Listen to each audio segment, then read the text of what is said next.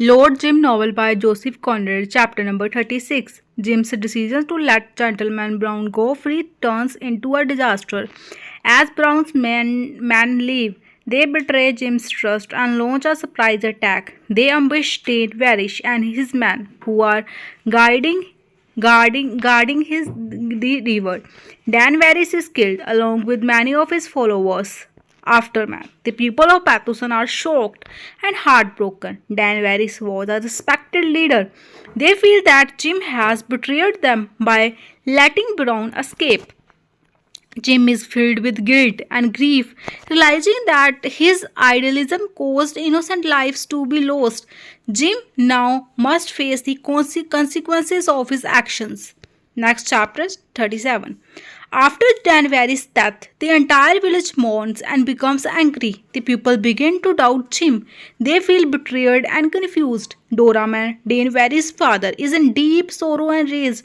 Jim is crushed by guilt. He realizes that he has failed the people who trusted him. Joel begs Jim to run away and save himself, but Jim refuses. Jim chooses to face the consequences with honor.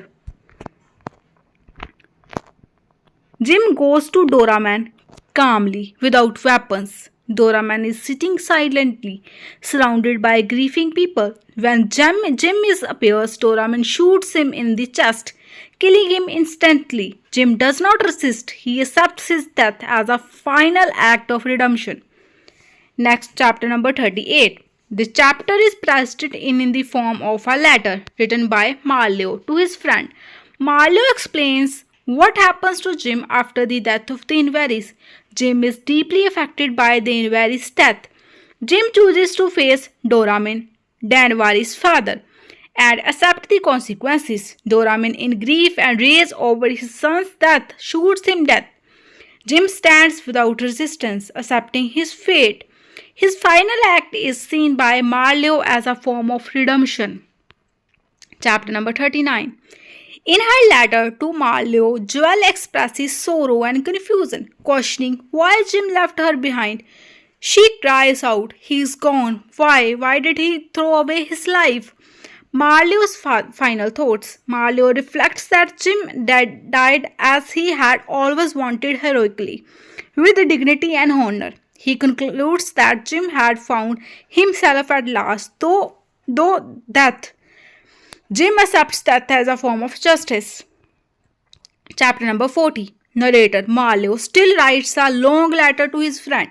The chapter returns to his reflective tone, filling in emotional and narrative gaps after Jim's death.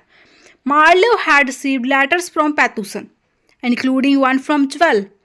He narrates the immediate aftermath of Jim's death. After Jim is killed by Doramin, the biggest people fall silent. Jim's body is buried, but no public display is made. There is a quiet sense of reverence and finality.